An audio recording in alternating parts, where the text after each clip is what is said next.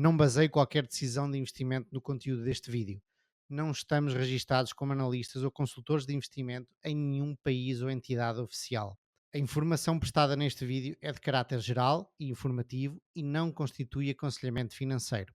Nenhum dos participantes deste vídeo assume qualquer responsabilidade por erros e omissões, nem por danos financeiros sofridos pelos espectadores ou qualquer outra pessoa. Faça sempre o seu trabalho de análise e consulte profissionais devidamente credenciados pela CMVM. Bem-vindos ao 48º episódio do Ações e Companhia, o primeiro de 2022. Comigo, como sempre, e como manda a tradição, estão os grandes Diogo Gonçalves e o Gonçalo Garcia. Olá, pessoal. Alô, bom ano. Olá, olá. E um ótimo ano, pessoal. Um ótimo ano para vocês também, para quem nos ouve lá em casa. Como é que foi o vosso Natal e a vossa passagem de ano? Calminho. Sim? Ficaste em casa no fim de ano? Não, mas estive em casa dos amigos. Okay. Sem Sesimbra. E tu, Gonçalo? Diz Diogo, desculpa. O melhor foi giro porque no dia a seguir uma pessoa acordou de manhã e aquilo é cá em cima, não é mesmo em cima, lá em baixo. Epá, tinha uma vista espetacular. Foi a melhor vista de sempre para começar o ano. Eu já não ia a Sesimbra há uns anos e fui lá agora o ano passado. Já fora da época ainda se fez praia e gostei muito de Sesimbra. Sim, senhor. Difícil se morares lá em cima. Lá está. Esqueces de alguma coisa em casa e é dramático subir aquilo tudo. Mas altamente, gostei muito. Gonçalo? E tu, Gonçalo? O meu Natal foi bastante animado. Eu reparto o Natal entre a família do lado do meu pai e a família do lado da minha mãe. Portanto, são assim duas famílias diferentes. E desta vez o meu pai lembrou-se de oferecer à minha tia uma coisa que ela tinha pedido há tempos, que era um vídeo do casamento do meu pai com a minha mãe, mas em que mostrasse imagens dos pais dela, portanto, dos meus avós, que entretanto os dois já faleceram. Portanto, os meus avós paternos. E o meu pai converteu a cassete em meio digital e depois nós vimos isto no Natal e foi espetacular ver os meus familiares todos, muitos que entretanto faleceram, alguns que eu não tive a oportunidade de conhecer, mas ver a minha tia e o meu pai e os meus avós, entretanto falecidos também, a dar um pezinho de dança espetacular, portanto tornou um Natal um bocadinho diferente desse lado da família. E a passagem de ano foi muito calminha, foi em casa, foi quase um dia normal, um bocadinho mais glamour ao final do dia, com um jantar um bocadinho mais especial, mas muito calminho. Boa, boa. E teu? Mais caseira no fim de ano. Eu, entre o Natal e o fim de ano, estávamos até a falar aqui em off, fui à Espanha.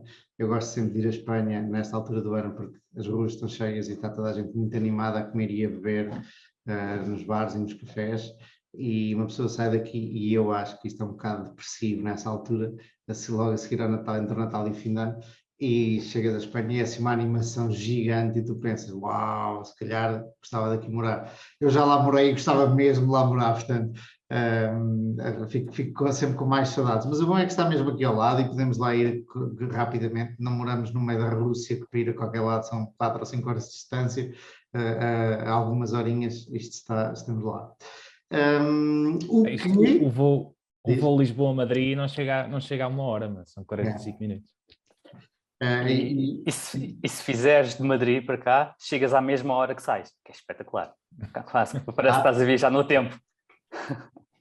A história dos voos, e obviamente é rápido e é bom, ainda não conseguimos ter voos mais, ou seja, mesmo para ir a Madrid demora 1 hora, é preciso chegar ao aeroporto, fazer check-in, esperar pelo avião, assim várias coisas. Com sorte não precisamos esperar pela mala lá. A coisa ainda devia ser ainda mais rápida.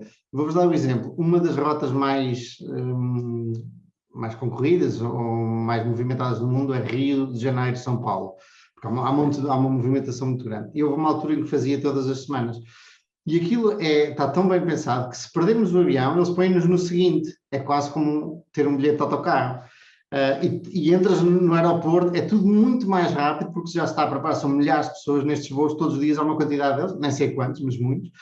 E é tudo muito mais rápido e não há problema se perdemos o avião e devia ser assim também para isso. Mas isso foi o que se tentou fazer com a ponte aérea entre Porto e Lisboa. E não funcionou? Também.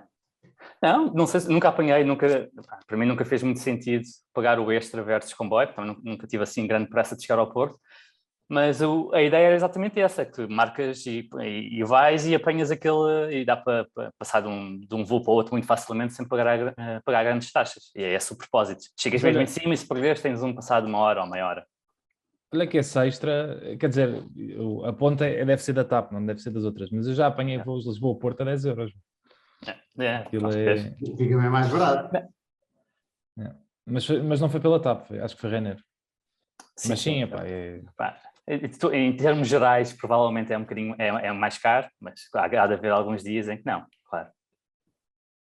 O problema às vezes dos voos, e no caso de Madrid não acontece, em Lisboa também não, é quando tu, em Frankfurt, por exemplo, tu voas pela Ryanair e a Ryanair vai-te deixar em Frankfurt, mas é noutra cidade que se chama Frankfurt, não é Frankfurt am Main. Depois tens que fazer tipo 70 km, não é?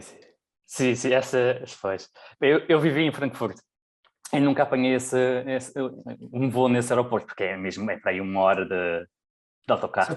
Só que aquilo engana, porque a cidade também se chama Frankfurt. Não, mas há outra cidade que chama-se Frankfurt, até se chama Frankfurt Oder, mas isso fica mesmo do outro lado da Alemanha, fica perto da fronteira com a Polónia. Que Mas não tem não é nada a ver essa. com isso, então. Não tem nada a ver com isso. Há Ok. um aeroporto da Ryanair em Frankfurt, mas que é fora de Frankfurt, mas a cidade não se chama Frankfurt, mas eles chamam Aeroporto de Frankfurt. Era como se o aeroporto de Lisboa fosse no Montijo. Não tem nada a ser aeroporto de Montijo, de Lisboa, mas era no Montijo. Isso, na verdade, isso foi como começou a Ryanair, não é? Em Barcelona era Girona, para onde voava, em Frankfurt era para aí, em Londres era Stansted, nem era Gatwick, nem era Heathrow, e foi tirada da Southeast Airlines, nos Estados Unidos, que era exatamente isso, era voar para aeroportos onde as taxas fossem muito mais baratas e fazer os voos muito mais baratos. E eu lembro, eu para Barcelona ainda voei para Girona, e realmente estava quase a 1 hora de distância, só que era muito mais barato, realmente compensava um gajo pagar, sei lá, 40 euros a vez de 120, se não tivéssemos pressa, era o que fazíamos. Depois acho que já não acontece isso em muitas das cidades.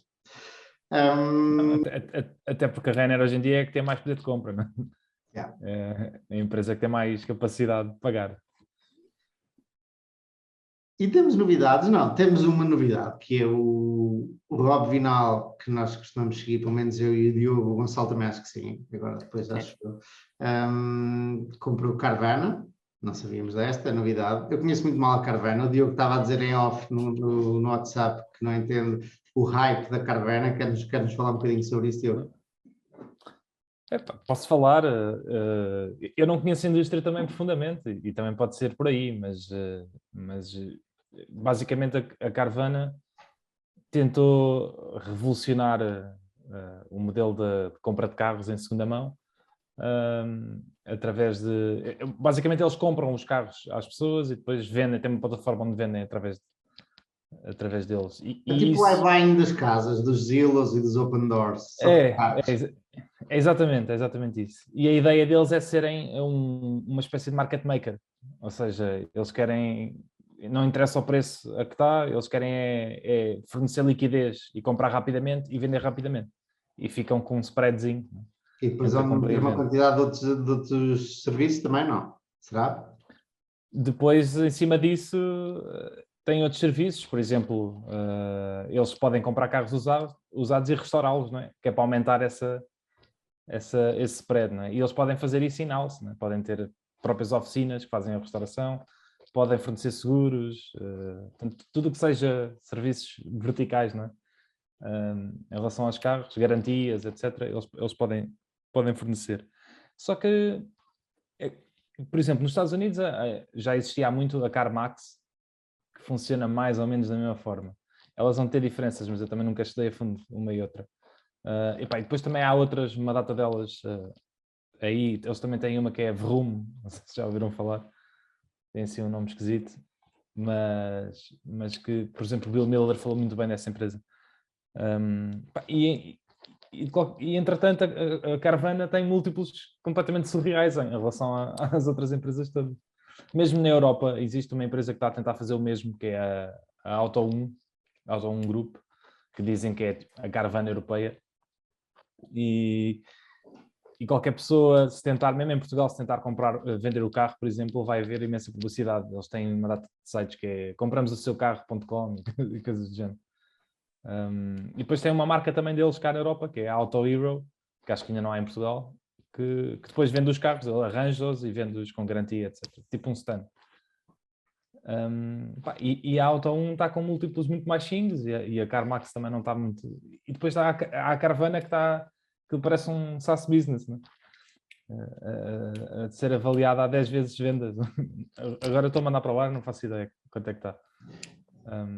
E eu não percebo o hype daquilo. Eu ia de olhar para ela. Uma vez já estive a ver alguns tipos a falar sobre ela, a fazer o pitch.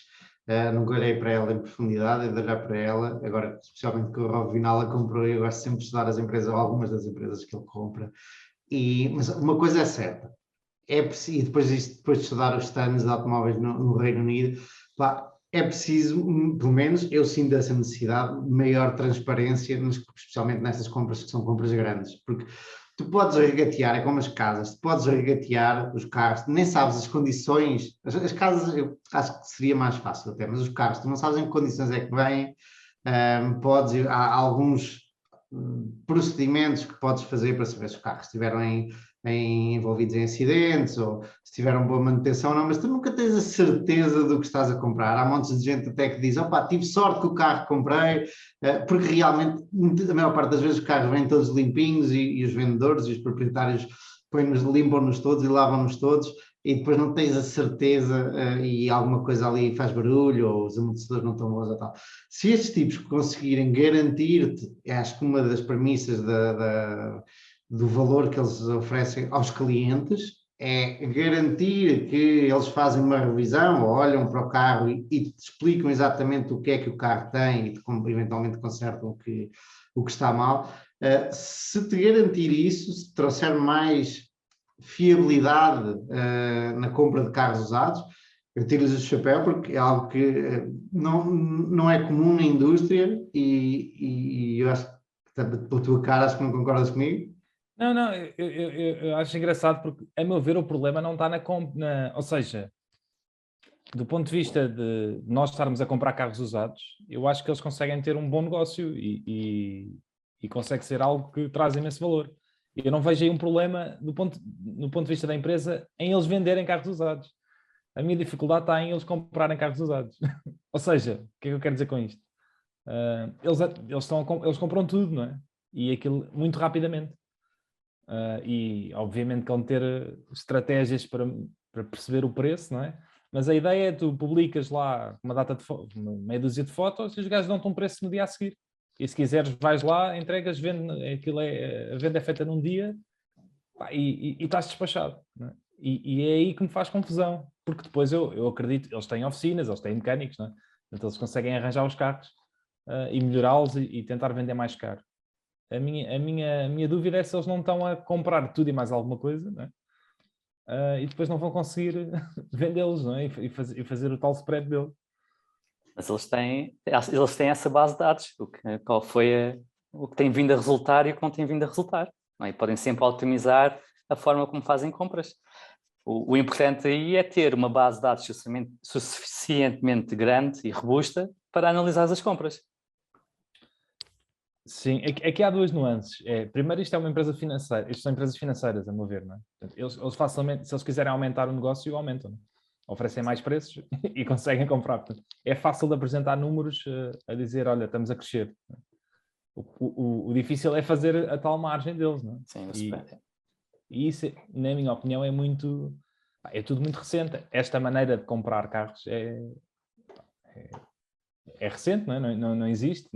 Sempre se fez, mas nunca centralizado, com uma base de dados e automatizado. Não é? Deixa-me dizer-te que se calhar, e não estou certo do que estou a dizer, se calhar, partindo das palavras do Gonçalo, a lei dos grandes números funciona melhor do que o que tem vindo a acontecer, que é individualmente cada pessoa compra um carro, eventualmente um stand compra-te o teu carro, um stand de carros usados e tal, mas compra-te assim um bocadinho para quem nos está a ouvir não está a ver, eu pus a mão no ar com um bocadinho de saliva, que é para ver de onde é que vem o vento.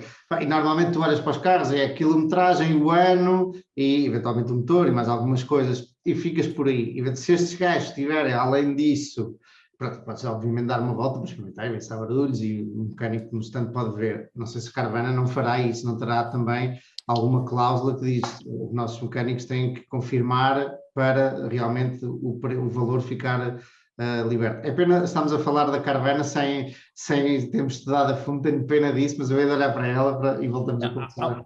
Há uma confirmação, né? Rápida, não é? Ou seja, tu vais entregar o carro e está lá uma pessoa que vai ver se cumpre, não é? com as fotografias, e se calhar faz assim uma análise, mas aquilo tem que ser na hora. Se calhar tem tipo uma hora para ver aquilo, não é? Mas ainda assim parece-me, por comprarem tantos, que diminui o erro pela quantidade que compra, é como um seguro, por exemplo, não é? Se comprares um seguro, arriscas-te muito. Se comprares 1000 seguros, se fizesse, fores a seguradora, se fizeres 1000 à partida, diminuis o risco, se fizeres as coisas em condições. Portanto, aí se calhar talvez seja uma proposta. É a mesma história da Open Door, não é? Do iBuying de casas. O problema da Zillow, por exemplo, era que eles ficam, para ser um market maker, os market makers funcionam muito bem, por exemplo, nas ações, que são muito líquidas e vendem-se muito rapidamente. Ou seja, o spread pode ser muito pequenino, porque logo a seguir sabes que vendes. Nas casas da Zillow havia o problema que eles ficavam com elas durante algum tempo e o algoritmo precisava de prever muito mais coisas do que numa ação. O carro também há de ser mais rápido, digo eu. A Open Door também diz que o turnover das casas delas são 30 e poucos dias, ou o que é. E o que eles dizem é exatamente isso, é mesmo numa época tipo 2008, não é, com a crise do subprime, o preço das casas não demora, não é? As casas não é uma coisa que mude de preço muito rapidamente. E que eles dizem que o turnover deles é em 30 dias e que eles são um market maker, que a ideia é fazer dinheiro quando está a cair ou quando está é irrelevante, né? Agora, e como o turnover é muito pequenino, né? Eles dizem 30 e tal dias. Se Zillow não tinha fechado portas e a vender tudo ao desbarato. Se fosse assim tão simples. Digo eu. Mas acho que há uma diferença importante, é que o mercado automóvel nos Estados Unidos pode ser visto de um ponto de vista nacional, não é? É relativamente fácil trazer um carro de um estado para o outro e é impossível levar uma casa de um lado para o outro, e cada bairro vai ter as suas particularidades até. E nós vemos isto em Lisboa, não é? Dependendo do bairro onde estamos, os preços das casas podem ser muito diferentes de uma casa muito parecida e há de ter dinâmicas diferentes. Ora, um carro em Lisboa vale o mesmo que um carro no Porto. Um bom ponto de vista, isso. Ou seja, à partida há de ser mais fácil fazer isto com carros do que com casas. Sim, uma escala nacional há de ser mais fácil, sim, e também implica um capital diferente, não é? Um impacto, bolas, está a faltar a palavra, mas um impacto de capital diferente. Mas depois imagina, eles também têm outras coisas, outras questões interessantes em termos de marketing. Na Auto 1, que é a europeia, decidiu comprar uns caminhões, né, que são transparentes de lado, e os caminhões levam o carro, é um carro individual. E a ideia daquilo, tanto a Carvana como a Auto 1 fazem o mesmo, é tu compras online e tu, quando compras, tu nem sequer tens que ir lá, eles vêm trazer o carro a casa. E a ideia daquilo é ser marketing, ou seja, tu vês aqueles caminhões, aqueles não são bem caminhões, são carrinhas grandes, né? Transparente, com aquilo transparente, e aquilo anda nas ruas e tem lá o carro dentro novo, a passear até chegar à porta do dono.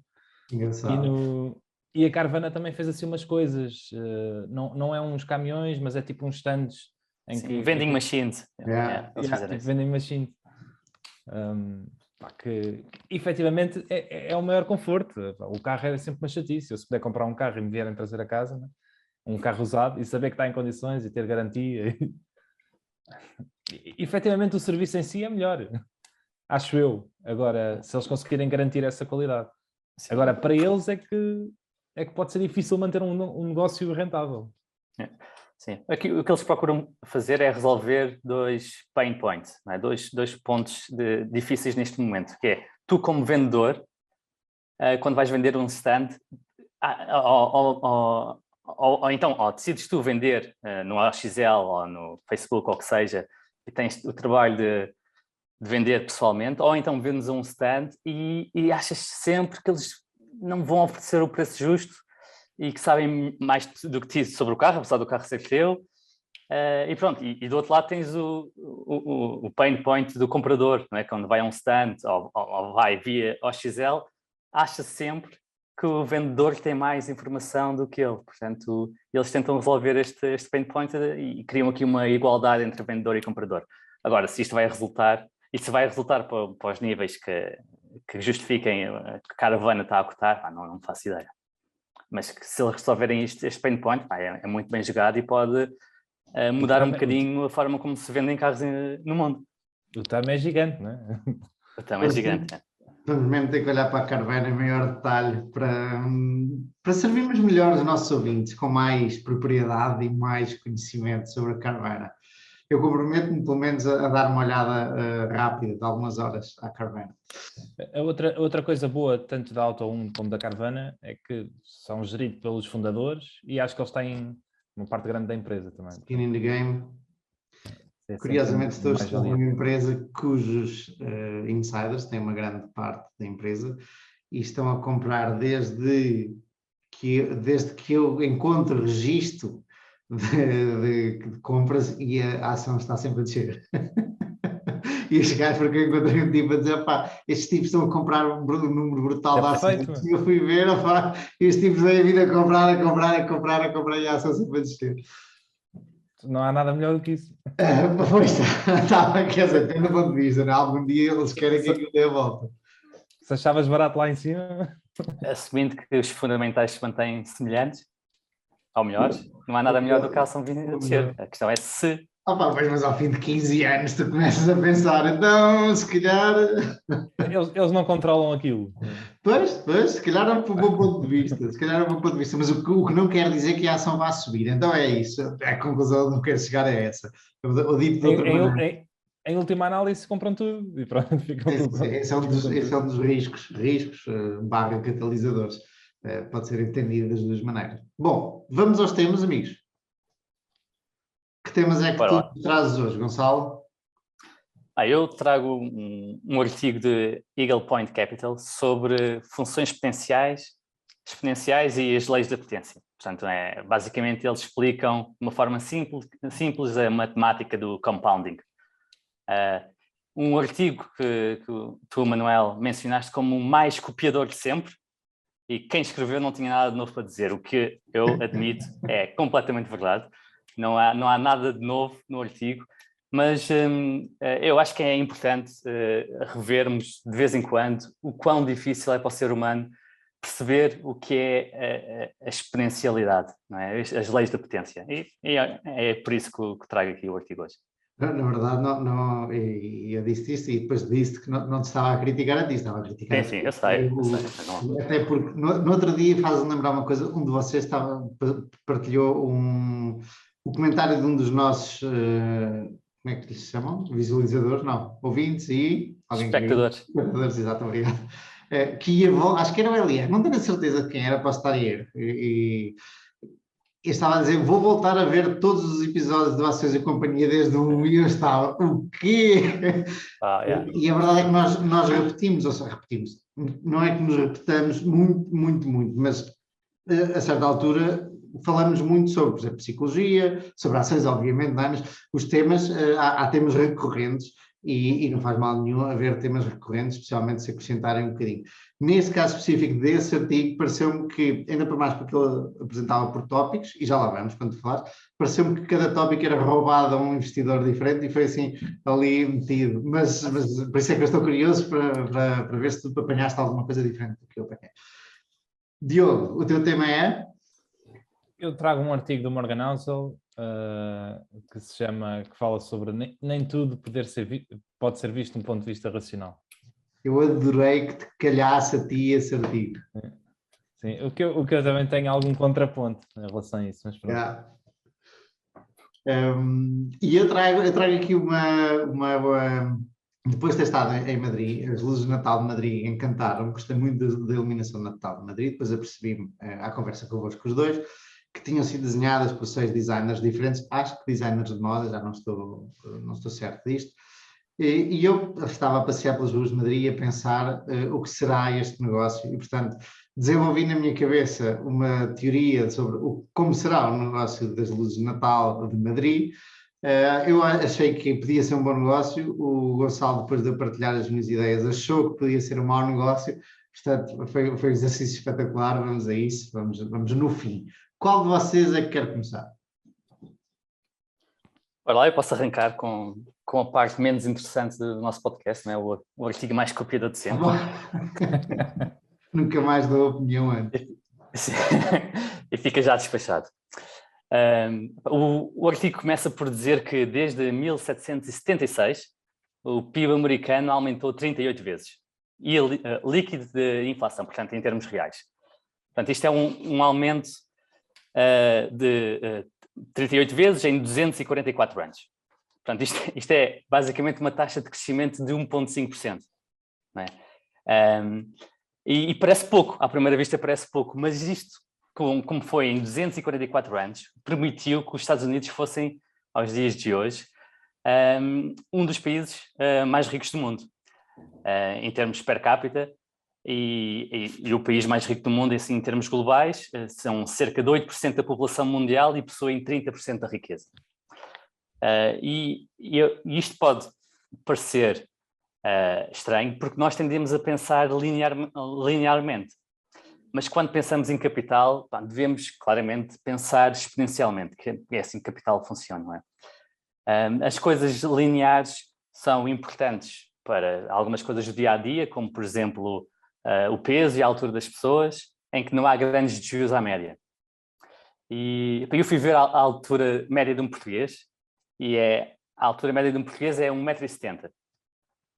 E, portanto, conseguimos aferir com grande certeza que não há ninguém com 2 vezes a altura média em Portugal. Portanto, não há ninguém com 3,40 m. Imagino eu, pelo menos com grande certeza. Portanto, não há de haver muita gente. Mas olhando para o capital, eu fui ver também a riqueza média de um adulto em Portugal, e tem uma riqueza média de 142 mil dólares. Portanto, dá de ser para aí 130 mil euros. Desculpa? Yeah. Era isso. Exatamente. Eu tirei isto de um apanhado, o handbook do Credit Suisse, que eles fazem um apanhado sobre a riqueza no mundo, uma vez por ano, e em 2020 esta era, por isso é que estava em dólares, 142 mil dólares. Mas sabemos também que as pessoas mais ricas de Portugal, né, têm uma fortuna superior a 1.000 milhões de euros. Portanto, são cerca de 10 mil vezes superior à média. Portanto, quando as leis da potência, né, a exponencialidade governam o jogo, alguns indivíduos ou eventos geram a maior parte dos resultados. Outros exemplos são os terremotos, né? Os terremotos mais destrutivos são muitas vezes mais poderosos do que todos os outros terremotos combinados. As maiores cidades superam todas as cidades médias.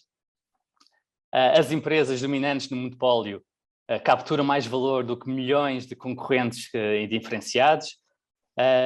E pronto, e levando isto para um ramo mais, talvez que nos é mais íntimo enquanto investidores, é, por exemplo, se planearmos ficar milionários, se o nosso objetivo for ter 1 milhão de euros, e assumindo um retorno de 9% ao ano, qual é o capital inicial que precisamos? E se podemos ver, se pensarmos em ficar milionários em 10 anos, precisamos de cerca de 400 mil euros para ficar. Portanto, em 10 anos, a 9% ao ano, 400 mil euros produzem 1 milhão. Se estivermos dispostos a esperar 50 anos, precisamos de 13 mil euros. Portanto, notar que a passagem de 10 para 50 anos é um fator linear de 5 vezes, mas reduz o capital necessário em 32 vezes. Portanto, e isto é a beleza do compounding. Bem, posto isto de parte, as questões principais de como podemos tirar vantagens do compounding para criar capital são as seguintes, segundo o artigo. E, portanto, basicamente, sem surpresa, quanto mais cedo investirmos, melhor. E quanto mais tempo tivermos investidos, melhor. Não é? E isto é um argumento que eles apresentam contra fazer market timing. Não é? Contra ter algum capital de parte ou muito capital de parte para tirar vantagens do mercado. O que eles dizem que fazem é que, em vez de fazer market timing, eles oscilam em ter negócios mais defensivos, em alturas que o mercado pareça caro, e negócios com maior crescimento potencial, em alturas que o mercado corrige bastante. Eu achei isto curioso, assim, de uma forma de estar sempre totalmente investido, mas oscilando entre high growth e defensivas. Outra coisa importante é garantir que pelo menos não interromper o compounding, não é? Porque qualquer valor multiplicado por zero é zero. Portanto, não interessa qual é o teu retorno passado, podes ter tido 100% durante vários anos e depois tens um ano em que limpa tudo, ficas a zero. E aqui já falámos no Rick Guarin, não é? O parceiro do Buffett e do Munger, aqui em 1974, num bear market, foi obrigado a vender as ações da Berkshire ao Buffett por $40, por causa de um margin call, ele estava alavancado. Portanto, ele perdeu... Não tinha que ser ao Buffett, não é? Não tinha que ser ao Buffett, sim. Ele foi obrigado a vender e vendeu-as ao Buffett. O Buffett fez essa caridade de comprar por $40. Desde então, as ações eram cerca de 22% ao ano e estas ações de $40 valem aos dias de hoje 470. São de quê? Da Berkshire? Sim. As ações da Berkshire. Esse artigo também me revoltou um bocadinho, desculpa, não se esqueça de mais, porque esqueceu-se de falar do Charlie Munger, que teve o dinheiro inquieto durante não sei quanto tempo, até 2009, e em 2009 investiu todo. Esqueceu-se de falar do Warren Buffett, ter não sei quantos bilhões parados.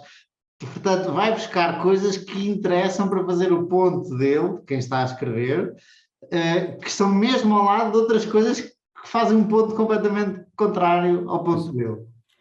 Sem dúvida. Mas tu podes sempre pensar que tanto o Charlie como o Warren tinham esse dinheiro parado, porque não tinham nada de jeito para fazer, porque eles preferiam ter esse dinheiro aplicado. Só que não encontravam. Pronto. Mas segundo a teoria de estar sempre investido, tanto faz o que é que encontras. Compra, quer esteja caro, quer esteja barato. Não, tu não estás sempre investido, mas sabes o que é que compra, mas tens uma boa coisa, não é?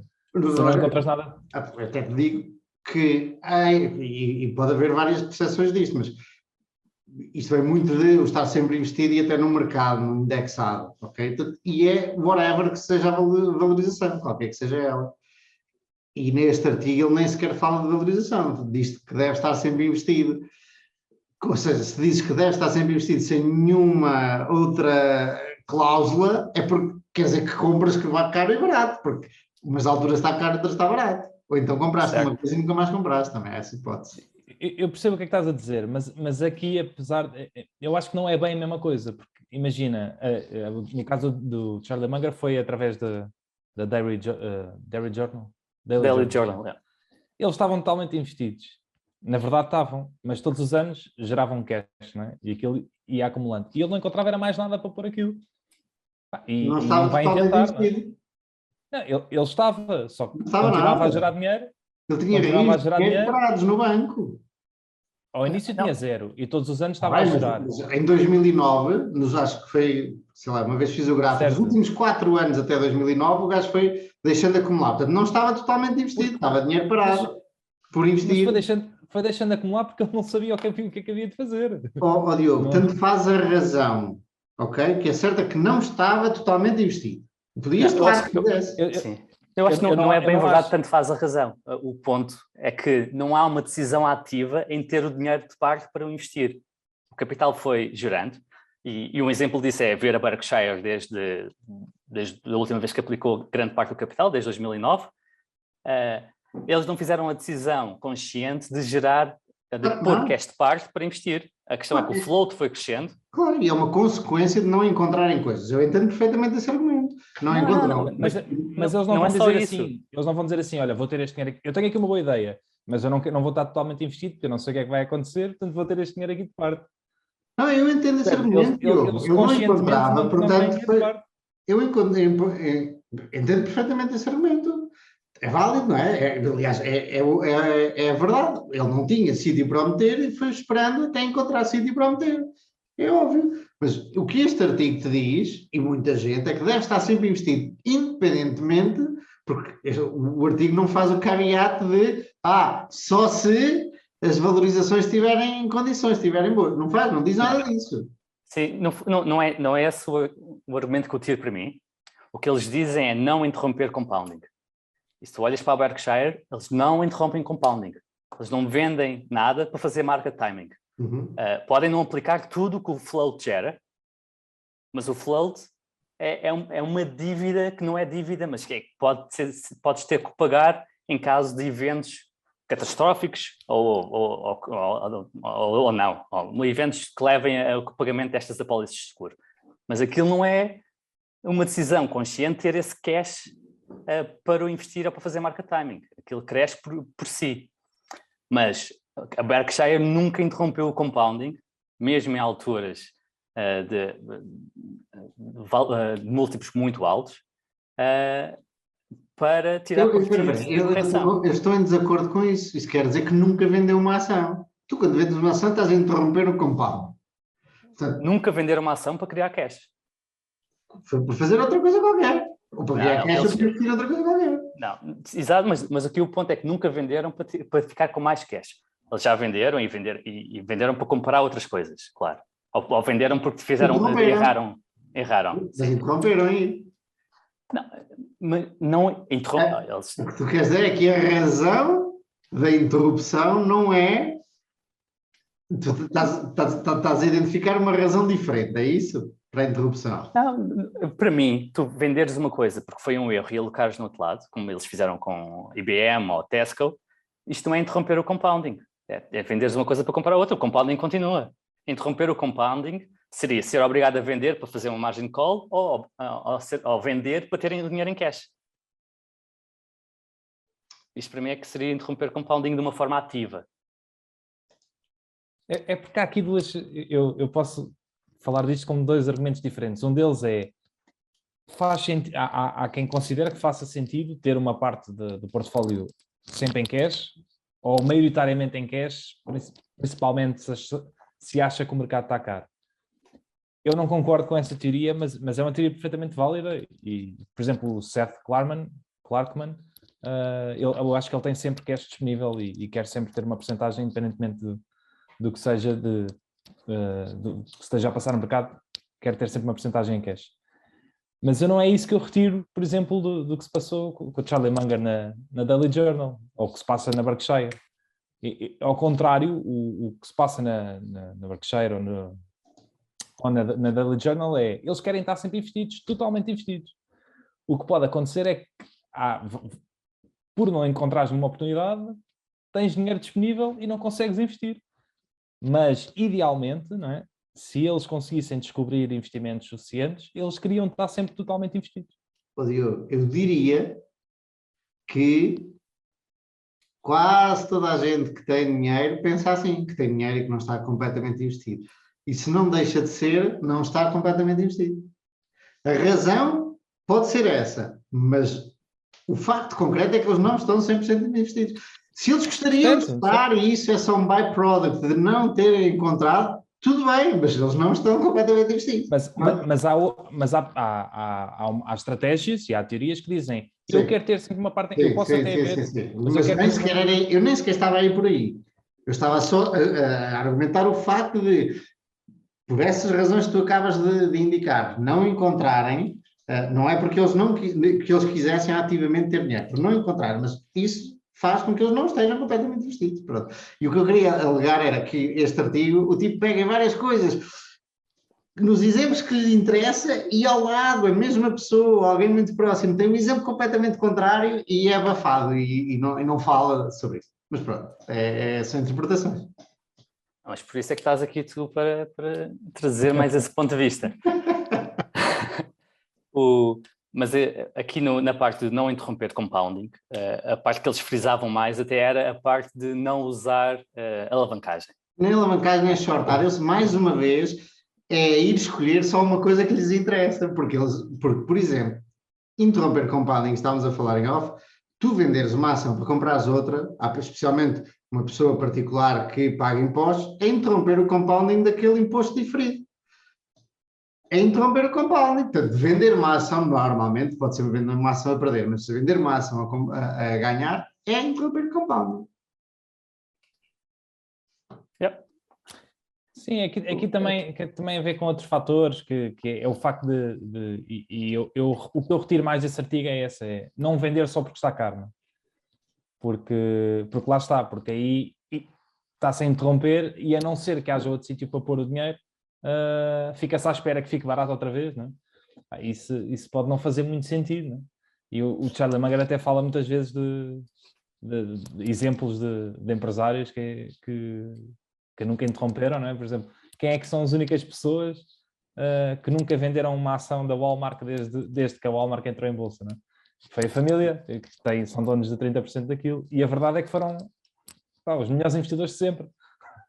E a única coisa que fizeram foi nunca vender, quando estava caro, quando estava barato, não fizeram absolutamente nada. E durante os 30 e tal anos deixaram aquilo crescer. E tenho a certeza que houve alturas em que aquilo pareceu caro.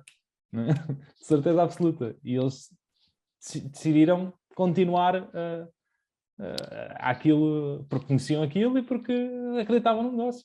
E não pararam o compounding. E se calhar podiam ter esperado, ou tirado do outro lado, ou feito outra coisa qualquer. Eu acrescentaria uma coisa a isso. Há uma inércia de a família, isto é um negócio da família. Eu sei que podia fazer mais dinheiro, mas há aqui uma inércia de, curiosamente, que o teu tema, tu vais falar no teu tema, que não é matemática, não é objetiva, que é emocional, que é, opá, agora vamos vender o negócio que era da nossa rua, do nosso pai, que vai ser tipo, também é como, por exemplo, uma casa de família, tu sabes que podes vendê-la hoje muito mais do que o teu avô tinha há 30 anos, à partida, vamos dizer, mas não a vais vender porque é a casa da família, pá. E há aqui uma inércia emocional que não é tudo objetivo em matemática.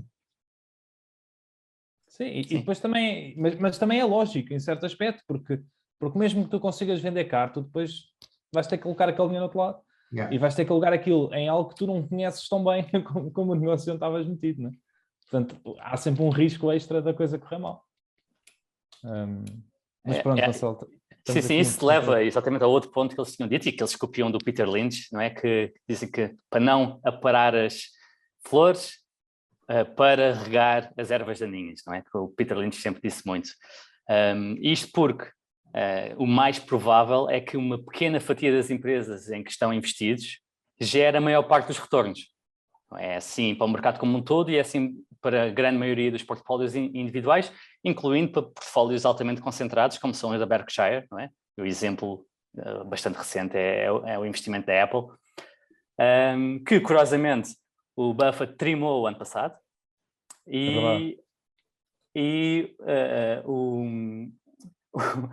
eu lembro-me na Assembleia Geral, o Buffett virou-se para o Charlie e perguntou, mas tu achas que eu fiz um erro, não achas?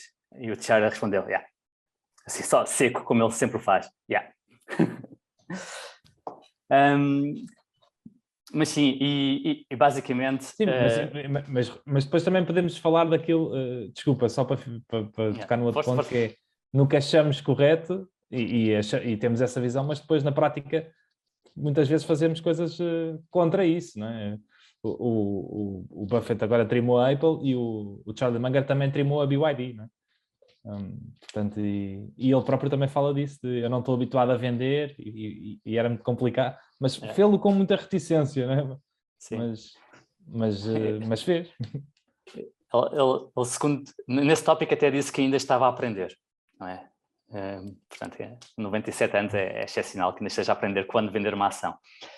E basicamente, para concluir este ponto, é se andarmos a aparar as posições, não é? Fazer o trimming, podemos estar a capar home runs, não é? Estas posições que explodem. Portanto, há que ter isso em consciência. Claro que no ponto de vista psicológico, sabe-nos bem trimar estas posições que se tornam grandes porque é sempre... Não interessa o que acontecer, vamos sentir bem porque a decisão inicial foi correta e a de venda também poderá ser, Se o preço da ação cair, foi correto trimar. Se subir, foi correto manter-me investido. Portanto, uma pessoa acaba por se sentir sempre bem. Faz sentido de um ponto de vista de defesa psicológica. Uma coisa curiosa que depois eu achei na parte final, em que eles fazem desenvolvem um argumento que são muito poucas as ações que correspondem ao que levam a maior parte dos retornos, ou que são responsáveis pela maior parte dos retornos. Por outro lado, eles têm um portfólio altamente concentrado. Eles chamam 10 por 10. 10 posições a 10% de cada ao preço-custo. 10% do portfólio ao preço-custo. E eu acho que, pelo menos na minha opinião, concentrar leva a que seja mais improvável apanhar um verdadeiro home run. No entanto, se o apanhar, o impacto é verdadeiramente brutal e muda a vida de uma pessoa. Portanto, há aqui que pensar nestas duas facetas que eu próprio me debato quando penso em quão concentrado tenho o meu portfólio.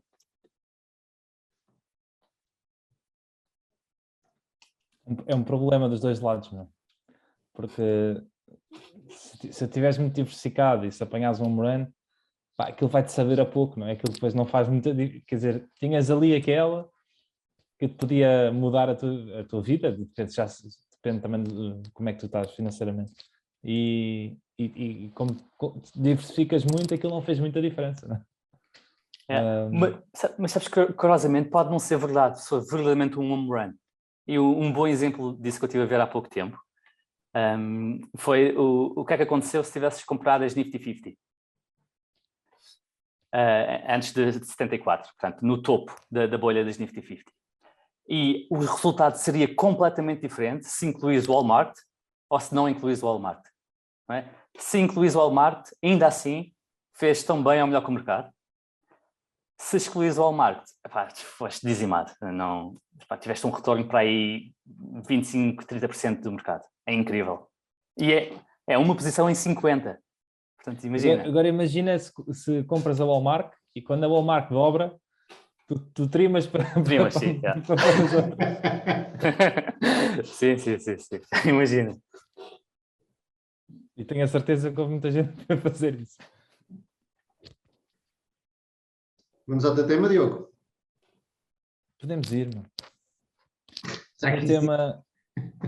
Exato. Epá, este tema, para mim, mexe um bocadinho comigo, porque eu não concordo totalmente. Depende de como também nós podemos levar este tema. Mas, basicamente, ele fala disto como nem tudo na vida deve ser visto de um ponto de vista racional. E eu discordo, no sentido... Posso já começar a dizer que discordo, porque o que basicamente ele quer dizer é que há emoções, não é? Mas tu também podes ter as emoções de um ponto de vista racional, não é?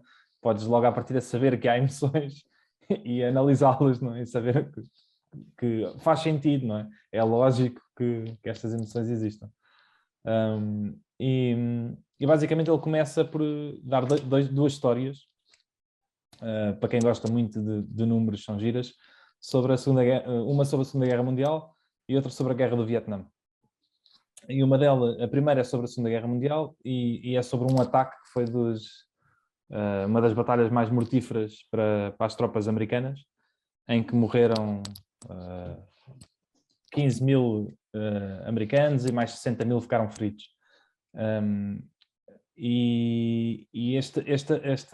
Esta batalha, que foi altamente mortífera, ninguém estava à espera dela, porque os alemães naquela posição estavam muito outnumbered, eram muito menos, e aquilo era no meio das Ardenas, que é uma região do sul da Bélgica, que é altamente difícil, é montanhosa, com muita floresta, muita arborização, e que era altamente difícil para eles terem algum sucesso. E então as tropas americanas não tinham decidido, o general na altura tinha decidido, os alemães não vão atacar aqui porque isto não faz sentido nenhum, eles são completamente dizimados nos atacarem por aqui. No entanto, eles atacaram, e as tropas americanas não estavam lá à espera, e daí, apesar de terem vencido, terem levado muita pancada e ter morto muita gente. E isto não tinha sido impensável. Depois disto acontecer, eles, lá os generais e os altos cargos militares tinham ficado completamente sem perceber o que é que se tinha passado, porque na cabeça deles isto não fazia sentido nenhum. Mas o que acontecia é que nesta fase os alemães já estavam a perder a guerra e o Hitler na altura ordenou à mesma que se fizesse o ataque, mesmo que não houvesse sorte nenhuma, e ele até usa uma expressão gira que é vamos buscar quando é que se vai buscar a força para fazer este ataque? Ele vamos buscar a força aos americanos, vamos tirar aos americanos, que não faz sentido nenhum. O petróleo, não é? Exatamente, não fazia sentido nenhum, portanto, era puramente um delírio já de batalha. É curioso que tenhas interpretado como força, porque o que o artigo escreve é fuel. Eu interpretei como combustível físico para os tanques andarem de um lado para o outro, mas tu interpretaste como força, e se calhar... Eu também interpretei como combustível. Ok, pode ser, na verdade. Mas sim, mas se fosse como... Onde é que vamos buscar a força para ter vontade de combater? Vamos buscar lá aos americanos, aí é que seria verdadeiramente surreal. Pois, por isso é que eu pensei que era isso. Mas pronto, mas que não fazia sentido absolutamente nenhum. E pronto, este era um dos exemplos, o primeiro exemplo que ele fala sobre que se fores uma pessoa só de números e totalmente racional e lógica, vai haver muita coisa que não vais perceber, porque efetivamente não fazia absolutamente sentido nenhum, do ponto de vista militar e do ponto de vista técnico, os alemães terem atacado. Mas naquele caso aconteceu. Mas em tua defesa, em que esperar isso dos alemães podia ser até racional, podíamos analisar o que eles fizeram antes dessa batalha, por exemplo, na batalha de Stalingrado, em que planearam invadir a Rússia, ou a União Soviética na altura, numa rota, e o Hitler, quando se deparou que havia uma cidade com o nome de Stalin, decidiu desviar grande parte do batalhão e tentar conquistar uma cidade que não tinha assim grande valor estratégico. Era só para tentar conquistar uma cidade que tinha o nome de Stalin. E desviou muitos recursos, e perdeu muitos recursos, e acabou por não conquistar a cidade. E teve uma grande derrota, a primeira grande derrota que teve na Segunda Guerra Mundial, exatamente por não ser inteiramente racional. Por outro lado, por ter aqui uma componente emocional, queria aferir muito afincadamente, que era conquistar uma cidade com o nome de Stalin para o envergonhar. Essa por acaso não conhecia. Eu não sou um grande conhecedor da história europeia da Segunda Guerra Mundial. Gosto de ir, de vez em quando vou vendo umas coisas, mas por acaso tenho uma falha aí na minha cultura geral. É espetacular. Há um documentário muito bom sobre a Segunda Guerra Mundial agora na Netflix, em que eles restauraram artigos e conseguiram colocá-los a cores. E é espetacular. Desde o porquê dos japoneses fazerem o ataque a Pearl Harbor, que teoricamente também não parece ser a coisa mais racional do mundo, né? Porque é que vão atacar Pearl Harbor ali no meio do Pacífico, e como é que conseguiam fazer de forma surpresa, e como é que esperavam que isso fosse dizimar a frota norte-americana, e perceber a forma dos japoneses olharem para a guerra, que não é necessariamente a forma como nós e os americanos, nós ocidentais, olhamos para uma guerra. É muito curioso.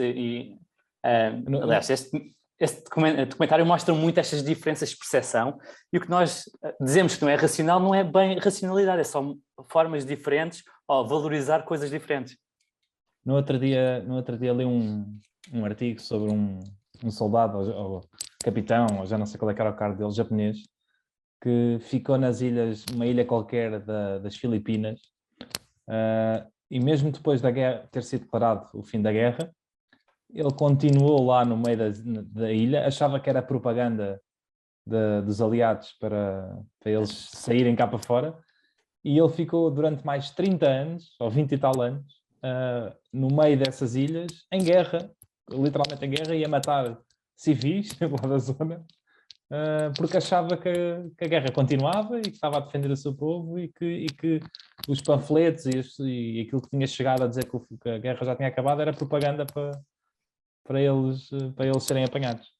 Pá, e depois é giríssimo porque ele finalmente, passado 30 anos, volta ao Japão, é condecorado, etc. Pá, mas depois já não se identifica nada com o que está a passar no Japão, com a cultura americanizada que o Japão depois teve, depois de passar esses 30 anos, que na altura sentia que tinha tido orgulho e estava feliz de ter ficado lá, mas sentiu que aqueles 30 anos da vida dele não tinham servido para nada, e exilou-se, emigrou e foi viver para o Brasil, e até o resto da sua vida ficou no sul do Brasil, lá numas favendas, tipo, porque ele também passou muito tempo nas Filipinas, né, no campo, nas suas plantações e quintas, a tratar das suas hortas lá no Brasil até morrer.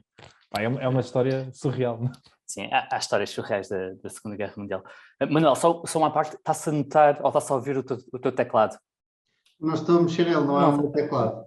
Ah, não, está-se a ouvir qualquer coisa Há estranha? de ser o microfone de alguém, talvez. Mas eu também estava a ouvir, mas não sou eu. Não sei o que será. Mas agora parou. Eu não estou a mexer no teclado, mas eu não estou a ouvir nada, portanto é provável que seja.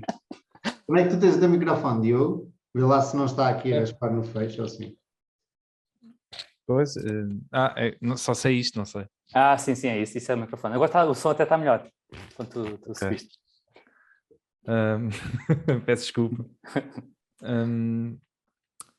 Ok, segunda história, que também é mais conhecida, tem a ver com a Guerra do Vietnã, e tem a ver com o facto de com querer continuar, vou ser resumir mais rapidamente, continuar a Guerra do Vietnã, né? Porque do ponto de vista matemático fazia todo o sentido, né? Os americanos estavam claramente a ganhar, né? E matematicamente eles estavam, aliás, há aquele clássico número que já foi muitas vezes falado, para cada americano morto eram mortos 10 vietnamitas, né? Só que o que aconteceu, e o que acontecia era que... E há essa frase conhecida lá do não sei se era presidente, rei, não sei o que era lá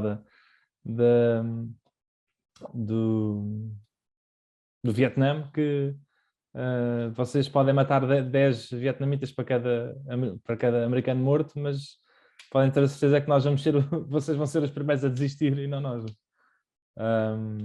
E assim foi, né?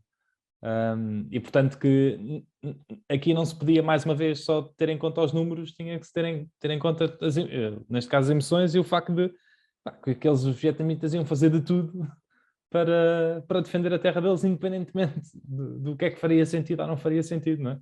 Do ponto de vista casualidade. Eu gostei, a expressão que ele usou ainda um bocadinho mais agressiva, não é? Eles basicamente disseram que iam perder 10 vezes mais. Para cada 10 vietnamitas que eles iam perder, os americanos iam perder um, mas eles iam querer saber sobre aquele um que perderam, dando a entender para os vietnamitas o que perdessem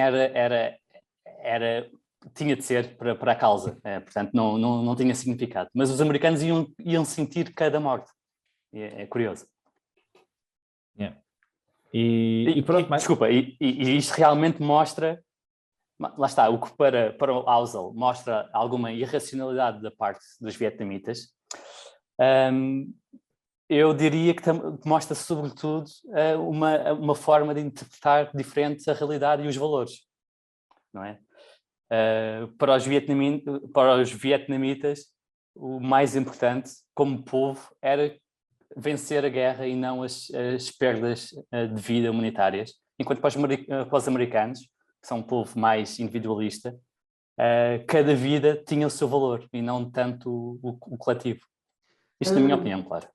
Concordo contigo, menos para aquele americano que era, não lembro do nome dele, do general, para quem era tudo matemático, não era? Que era o cerne, pareceu-me a mim. Pelo menos lá está, é engraçado. Sim, exato, mas a premissa dele é que as vidas tinham igual valor. Portanto, se os americanos perdessem uma vida e os vietnamitas perdessem 10, estavam a ganhar os americanos. Ficavam a ganhar. Mas a premissa dele, que as vidas tinham igual valor, não era verdade, porque os americanos sentiam cada morte muito mais do que os vietnamitas sentiam, enquanto povo. Yeah. E pronto, depois destes 2 exemplos, ele aí já passa para o mundo financeiro e também demonstra exemplos financeiros. Ele fala primeiro no caso da Lehman Brothers, que era um banco que tinha 2 dias antes de falir, tinha um rácio de solvência espetacular para os valores que eram considerados na altura, mas que 2 dias depois, né, estava literalmente em insolvência. E em parte isto, não falando da Lehman Brothers, mas falando de um ponto de vista mais geral em termos bancários, né, os bancos sofrem muito com a credibilidade, né, porque podem ter os rácios que quiserem, que se toda a gente quiser levantar o dinheiro e deixar de fazer negócios com esse banco e passar a fazer com outros porque perdeu a credibilidade, um banco vai à falência, né, independentemente com bons números só naquela altura.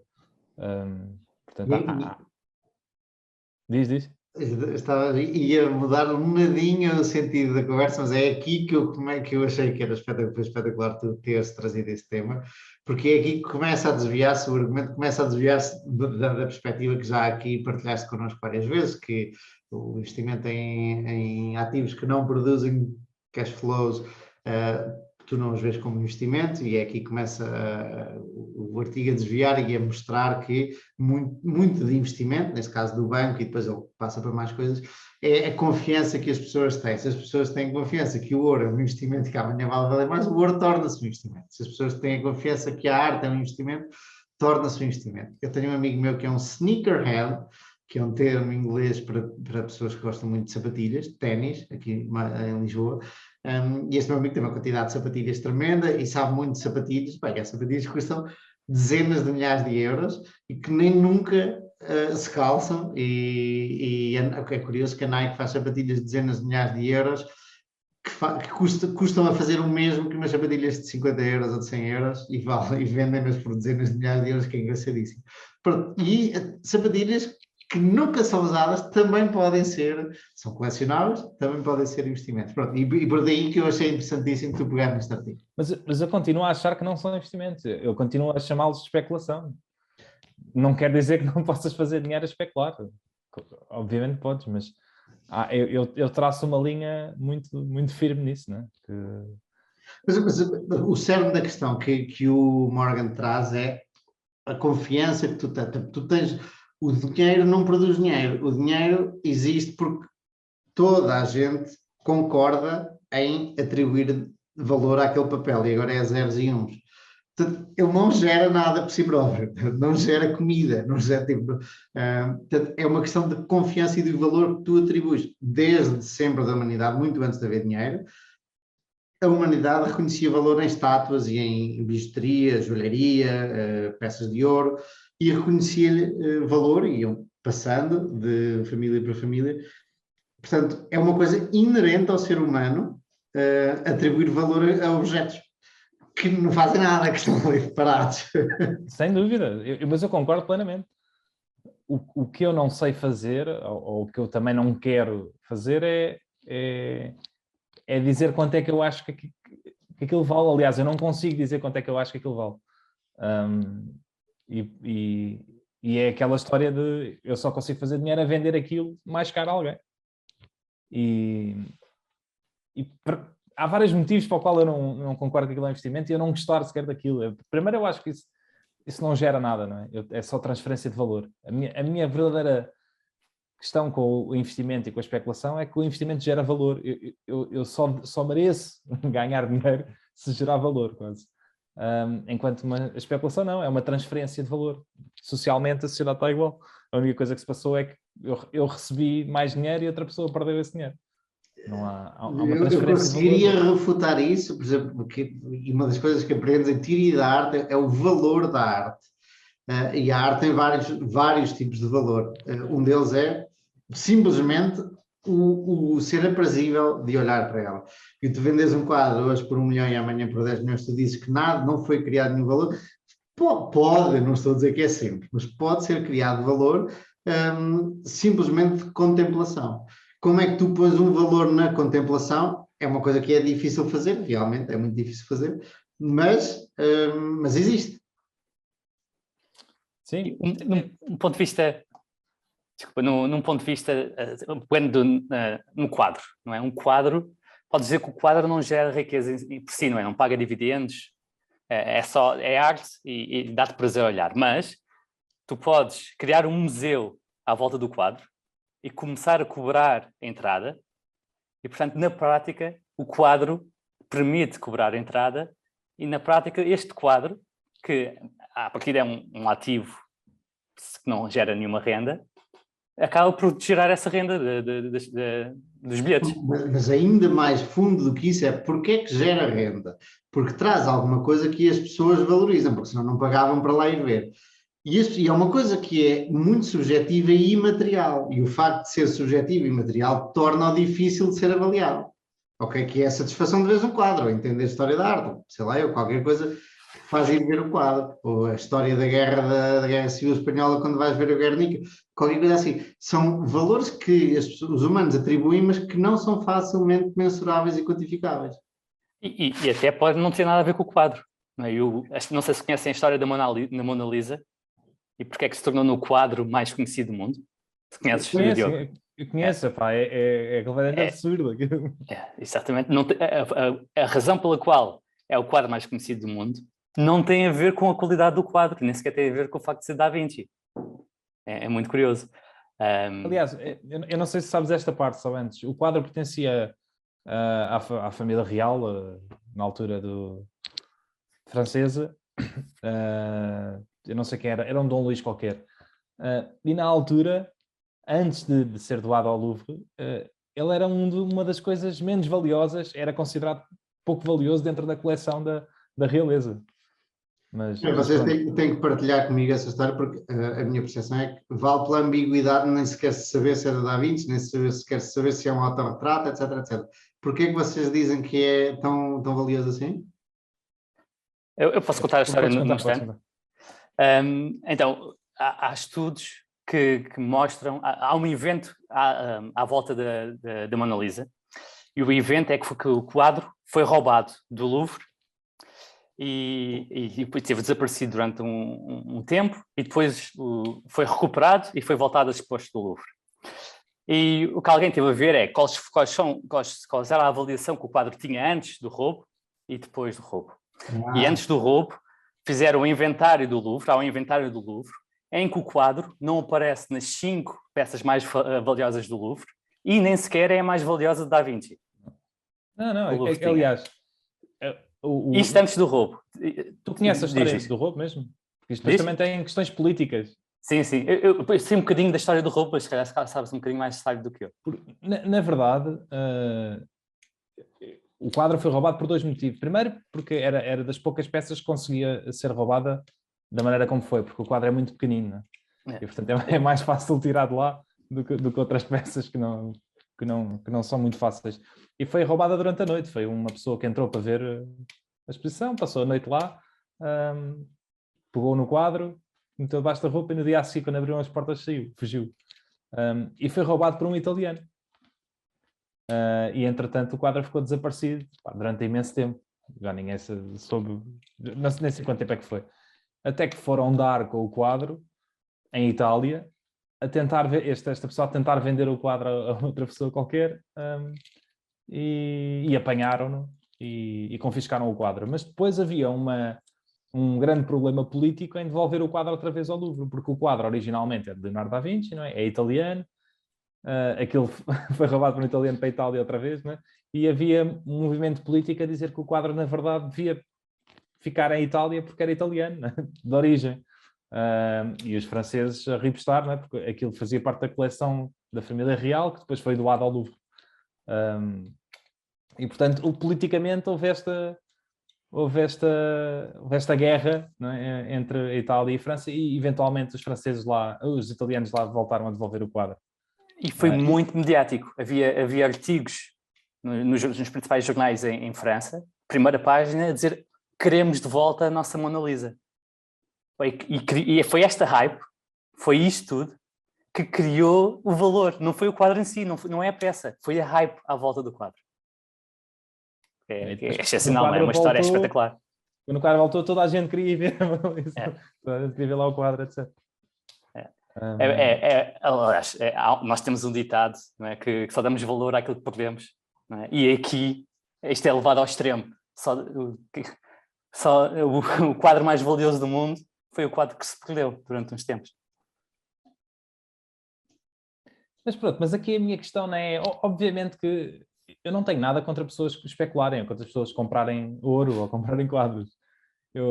Para mim, a minha filosofia é que não... É que eu não sinto que consiga comprar ativos não produtivos precisamente porque estou sempre dependente de terceiros. E obviamente que uma empresa está sempre dependente dos clientes, não é? A questão não é essa. Mas tem a ver com estas duas vertentes de estou dependente do coletivo ou de alguém achar que aquilo tem mais valor do que aquilo que eu acho, e sinto que é uma transferência de valor e não uma criação de riqueza. Enquanto num ativo produtivo, das duas uma, ou ele está-me a devolver o dinheiro, ou esse dinheiro na prática está a ser usado para construir novas coisas, inovar, criar novos produtos, etc. E eventualmente melhorar a sociedade, não é? A ideia também é eu enriquecer ao mesmo tempo que aquilo que eu detenho traz valor para a sociedade. Além de que muitas vezes fala das questões das moedas, não é? Do ouro e do euro ou da moeda chinesa. A verdade é que se tiveres os meios de produção, é irrelevante qual é que é a tua moeda de troca. Não é? Podes criar, podes abolir o euro, podes acabar com o ouro, podes criar a Bitcoin ser a moeda de referência do mundo. Se tu tiveres a empresa que produz carros, tu tens algo que tem valor em qualquer moeda de troca, não é? Aquilo tem um valor intrínseco, tem utilidade social, tem... Deixa-me só fazer um nadinho, já agora, que é, daqui a nada estás a dizer que se deve abolir o Ministério da Cultura porque a cultura não serve nada. Tipo, há coisas que tipo, realmente a arte não serve, não produz nada que faça energia, ou que faça isso, mas é uma parte, é uma dimensão da atividade humana que é valorizável. Sim, sim, sem dúvida. Eu não sei se é quantificável, não é? Sim. Ou pelo menos para mim é difícil de quantificar, mas percebo que quem eu faça, e aliás há muita gente que ressuscita assim e faz muito dinheiro assim. E se calhar se eu tivesse centenas de milhões de euros, epá, eu não me importava de comprar meia dúzia de quadros e ficavam aí, olha, eram giros, e se calhar até faziam viver mais do que aquilo. Portanto, isso não é por aí. Mas pronto, é isso. Ele depois já estamos a falar do final. Ele falou dos bancos, depois também falou da GameStop, né? Que era uma empresa que pouco ou nada valia, mas como toda a gente decidiu começar a comprar aquilo, eles depois, a valorização disparou e eles depois emitiram ações e aquilo afinal valia mais do que o que valia antes. Portanto há um self-reinforcing nestas coisas, né? Se as pessoas gostam da história, não é? Da empresa, ela está avaliada a um nível superior e tu podes usar isso como moeda de troca e gerar valor. Ou porque emites ações, ou porque compras outras empresas e dás a tua ação como moeda de troca, ou etc. Mas podes usar algo que por si só apresenta não tem valor intrínseco, pode gerar valor intrínseco. Portanto, de alguma maneira pode-se dizer que a opinião, a confiança, não é, das pessoas por si só numa empresa pode gerar valor para a empresa. Principalmente se fizerem aumentos de capital. Exato. Cristaliza o valor. Mas, mais uma vez, essa cristalização de valor não é gerar riqueza, é uma transferência de riqueza. Porque se a empresa é beneficiada com isso, quem pôs lá o dinheiro é prejudicado. Aí também é uma transferência. Sim, talvez dependa um bocadinho do que a empresa fizer com esse dinheiro. Não é? Poderá ser só uma transferência de valor se não for investido de uma forma produtiva ou que crie valor depois para os novos acionistas, para quem colocou o dinheiro. Ou não, ou pode ter sido só mal investido e de repente não só houve uma transferência de valor, como houve uma perda de valor depois. Aos dias de hoje, É um bocadinho difícil, ó, ainda não podemos dizer se todos os aumentos de capital que a Tesla fez criaram ou não criaram valor, ou se foi apenas uma transferência de valor. É. Ainda é difícil dizer. Sim. Provavelmente até criaram. E a empresa continua ao rubro. As novas entregas que apresentaram aí há uns dias, o número de carros produzidos no trimestre e o número de entregas, foi uma grande subida. É incrível. E abriram mais um showroom na China. Portanto... Por acaso é verdadeiramente surreal, meu, porque isto envolve uma complexidade de organização e de supply chain brutal, e estamos numa época em que é muito difícil encontrar os chips para todos estes carros, e eles conseguem escalar de uma forma inacreditável, portanto, heads off. E em cima disto tudo há uma data de acontecimentos que está acontecendo nos semicondutores que ainda pioram a situação, não sei se viram. Houve uma fábrica da ASM, não sei se era da ASML ou era uma empresa que fornece peças para a ASML fazer os equipamentos, ardeu agora na Alemanha ou na Holanda. Em Xi'an, na China, está em lockdown, e acho que 1/3 das memórias RAM do mundo são produzidas lá pela Samsung e pela Micron. Portanto, isto está o caos para os semicondutores. Está o caos para tudo, não é? Para o transporte de entregas, tudo o que leva semicondutores é pior. Eu ainda não reparei nisso, quer dizer, fala-se disso tudo, mas ainda não fui comprar alguma coisa e simplesmente não havia por causa disso. Vocês já? Eu também não, por acaso. Não. Vejo fotos às vezes no Twitter, mas não é cá, é tipo em Inglaterra, nos Estados Unidos, de supermercados vazios. Agora, por acaso, em Portugal não tenho notado nada. Mas provavelmente quem tentou comprar carro nos últimos meses é capaz de ter sentido. Sim, os carros usados estão consideravelmente mais caros. Mesmo Os usados são mais caros e as entregas estão bastante demoradas para carros novos. A não ser que comprem um Tesla. Isso, se calhar que chega no instante. Não, isso tens 3 anos de espera ou 2 anos de espera. Eu não tinha visto, depois vi o novo, e estava eu a dizer antes do Zoom cortar o pio, agora para comprares o novo carro da Mercedes, um elétrico todo XPTO, não sei o quê, só lá para 2023 ou 2024. Portanto, sim, quem quiser comprar carros novos, tem que esperar. Eu também não compro carros. É só motas, não é, Gonçalo? Sim, são motas e velhotas. Sim, muito menos novos, não é? Diogo, queres fazer alguma coisa? É isto, não é? Eu percebo o que é que ele quer dizer com o artigo, e mais uma vez ele volta a frisar aquela história do não ser só ter que dar asos a que as coisas possam correr mal, a que haja incertezas e estar preparado para para que lá está, para que as coisas não sejam puramente lógicas, não é? Se, de um ponto de vista lógico, não fazia sentido shortar a GameStop, não é? E se uma pessoa tivesse a shortar a GameStop antes disto que aconteceu, tinha perdido uma pipa de massa. E, portanto, vai acontecer muita coisa que à primeira vista não é lógica, não é?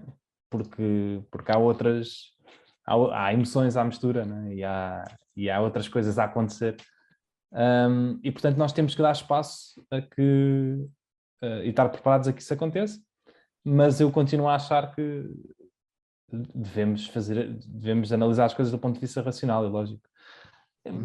Se bem que as duas coisas estão ligadas. Ainda hoje vi o podcast não sei se viram, do Bill Brewster, que é com aquela tal senhora, que eu já te falei dela, Maurício, que entra no Billions. Quer dizer, eles foram processados. Baseado, Sim, baseado nela. E ela depois estava a citar Damasio e tudo, porque o António Damasio, né, neurocirurgião português, provou ou explicou que não é possível tomar decisões sem emoção. Ele teve um paciente que ficou com a parte da emoção afetada, ele não conseguia tomar qualquer tipo de decisão, mesmo as mais básicas. Queres café ou leite? Não consegue. Tá? O nome dela, só para dizer aqui, é o Denise Schull, o nome dela. No último podcast. E isso faz algum sentido, mesmo do ponto de vista, lá está lógico, faz sentido, porque tu para tomares uma decisão puramente lógica, tu tinhas que analisar tudo. Mas como qualquer coisa tem infinitas variáveis, é impossível tu ires lá puramente pela razão.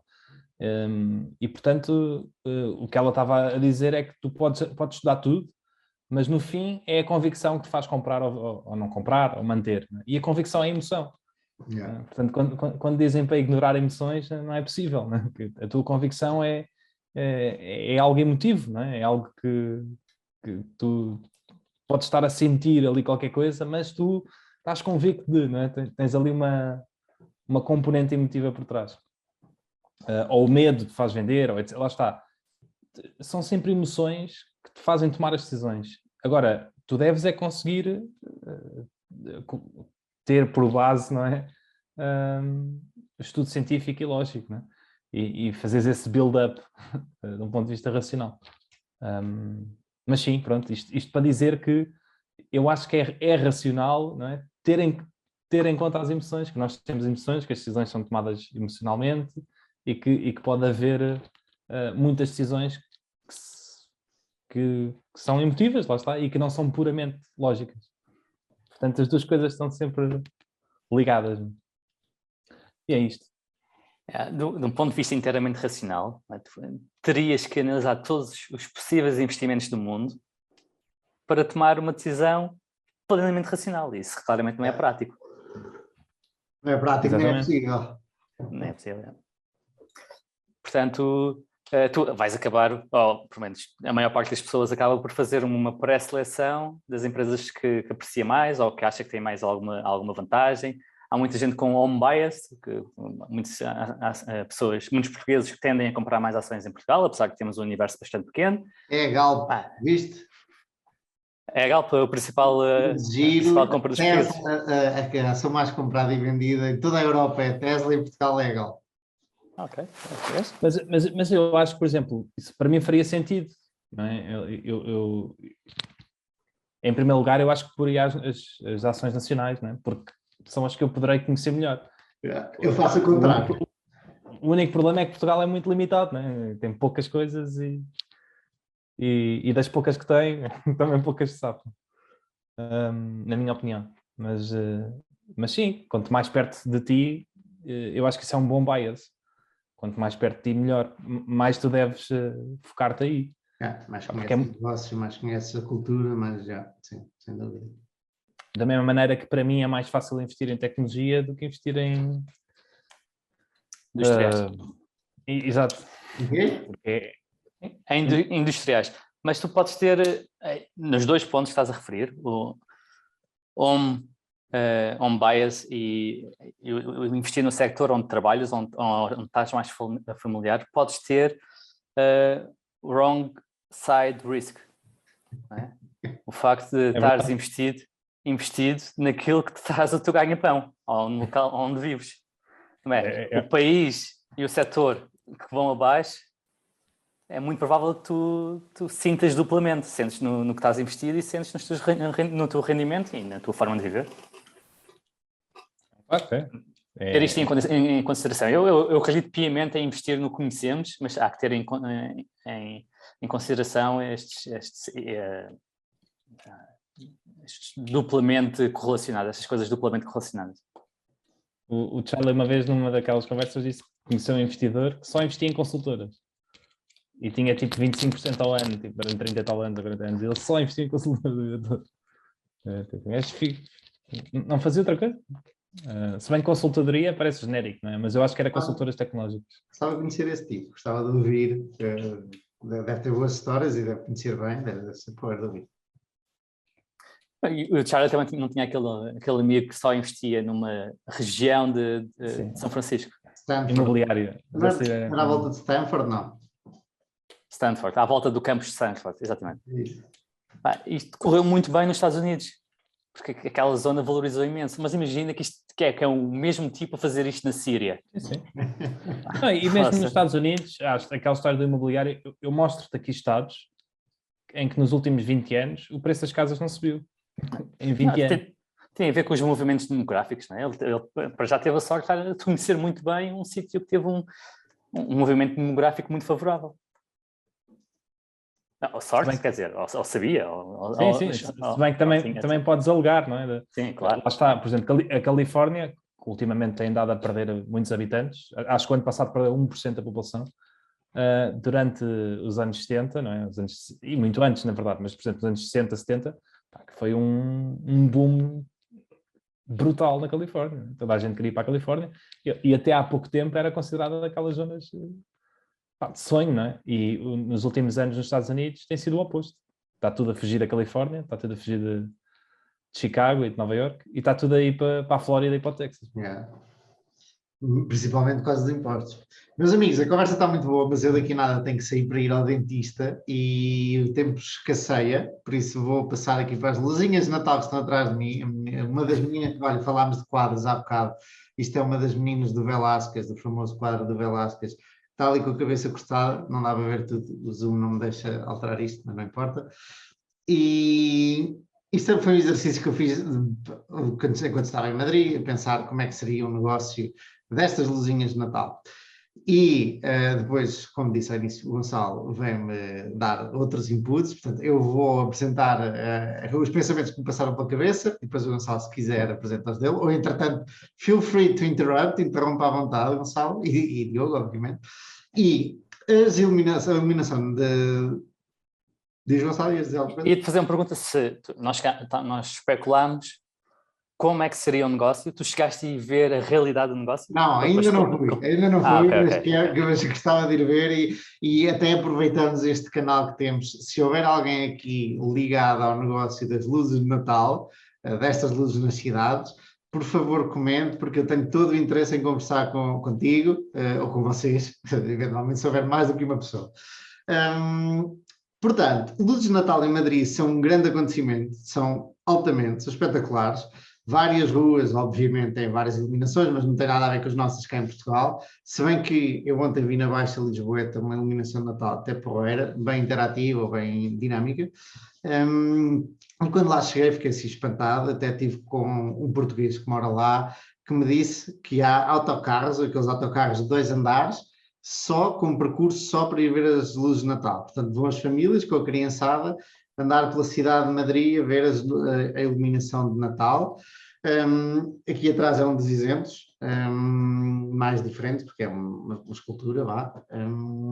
E eu fiquei a pensar aquilo, como é que será... De que forma é que era interativa em Lisboa? Não é interativa, era dinâmica, não era interativa. É dinâmica. Havemos lá chegar... Mudava de sítio? Não, pá, as luzes, como são LED, são programáveis, portanto, estão a mexer e a fazer animações. Na Avenida da Liberdade? Não, na Central é Rua do Ouro, a Central da Baixa. Da Avenida da Liberdade são os pendentes. Os fiozinhos, parecem cristais de gelo. Mas mais cedo ou mais tarde vão aparecer coisas aí interativas. O século XXI já era a altura de chegar às luzes de Natal. Madrid parece que já lá chegou um bocadinho mais do que aqui. E pronto, e o meu pensamento foi, será que isto é um bom negócio ou será que isto é um mau negócio? E o meu pensamento, por algum motivo, foi logo para, se calhar até é um bom negócio. E esse foi o meu pensamento. Portanto, primeiro, há que desenhar as luzes de Natal. Depois de desenhar e isto engloba, obviamente, light designers ou designers de alguma coisa, pelos vistos, a estar em Madrid foram designers de moda, e eu diria engenheiros eletrotécnicos ou coisa assim parecida para montar os circuitos de estudo e desenhar os circuitos de estudo. Tu és eletrotécnico, Diego? Olha, boa. Sou de formação, mas na verdade no programa, desde sempre. Yeah. E depois disto, depois de desenhar a parte técnica, tenho que construir ou assemblar todas as luzes.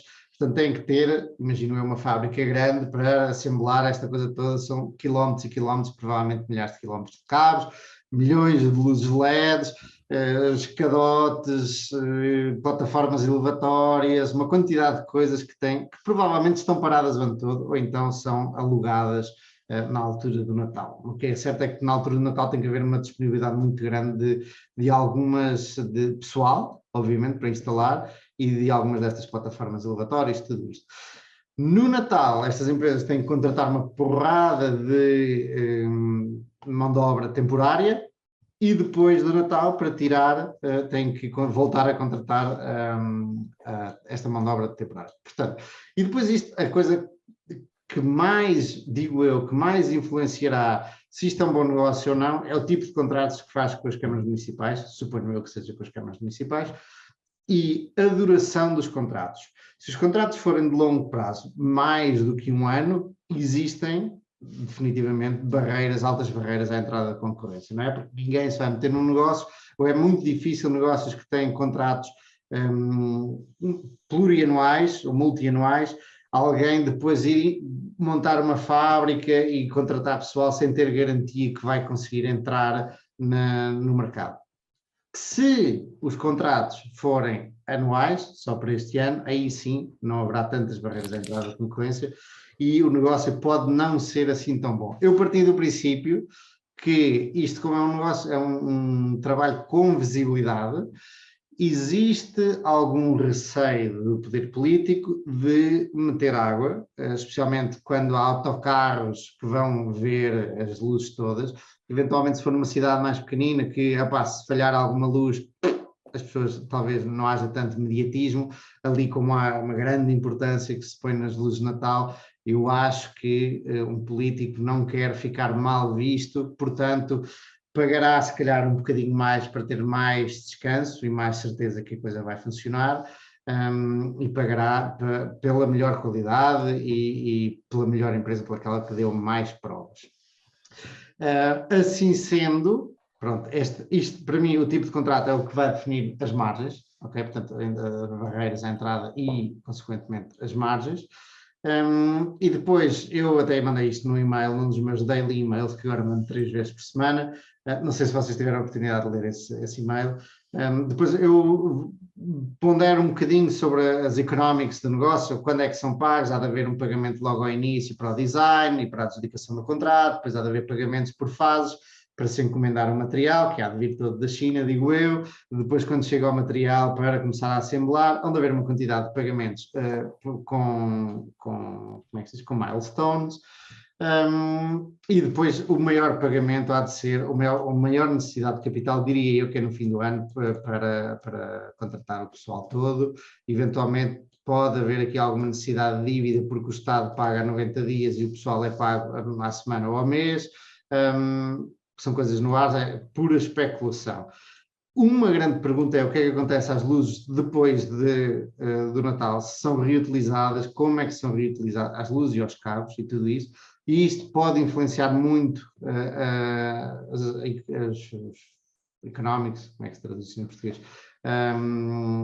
as dinâmicas do negócio, porque se puderem reutilizar, não têm tanta necessidade de capital no ano seguinte, se não, para onde é que vão, a quem é que vendem. E depois há um ponto que é como é que se cresce neste negócio e se há muitas empresas a fazer isto ou não. Eventualmente podem haver empresas que dominam certas cidades e vão tentando entrar noutras cidades. Por exemplo, uma empresa que está numa cidade mais pequena, tipo, agora dizer Salamanca, pode tentar concorrer a Madrid. Mas se calhar é mais difícil alguém que nunca fez nada disto montar, como dizia há bocado, a fábrica e meter-se nisto, porque Madrid provavelmente nunca vai dizer, o alcalde, o presidente da Câmara não vai dar um contrato destes a alguém que nunca fez isto. Portanto, eu imagino que a dinâmica seja entre alguns players que já existem e que tentam subir na escada das cidades. O Gonçalo, não vou pôr palavras na tua boca, já vais dizer o que é que achavas. Eventualmente este negócio presta-se a uma roll-up, a uma estratégia roll-up em que as empresas compram outras empresas para ganhar negócios e para ganhar mercado, ou seja, para ganhar território. Por exemplo, Salamanca compra ali o pessoal de Castilho e León ou assim, para ir, porque é-lhes difícil entrar e assim comprando podem lá chegar. Portanto, eu acho que dependendo do tipo de contrato, isto até podem ser bons negócios nas cidades grandes, coisas à séria, não estou a falar de uma coisinha pequenina que é completamente, pode ser comoditizada, pode ser realizada por qualquer pessoa. Eu estou a falar de alguma coisa com mais complexidade, como esta boneca que está atrás de mim. E cheguei ao fim, e agora vamos ouvir, temos 10 minutos no relógio, vamos ouvir o Gonçalo e as alegações do Gonçalo. Vamos a isso. Eu espero não ocupar os 10 minutos, mas Mas sim, nós discutimos isto e eu concordo contigo nesse ponto que dizes que a forma como é feito o concurso público, como é feito um contrato, e assumindo que é um concurso público, vai ser muito material para ferir sobre a qualidade do negócio em si. Mas assumindo que o Estado é um agente inteiramente racional, e eu sei que isto é um pressuposto um bocadinho difícil na maior parte dos Estados e dos municípios e afins, mas assumindo isto, o Estado tem todo o interesse em tentar fazer um caderno de encargos que não dê muito poder ao outro lado. Ou seja, portanto, o ideal seria fazer realmente um concurso público com um caderno de encargos que permitisse que vários intervenientes conseguissem bidar.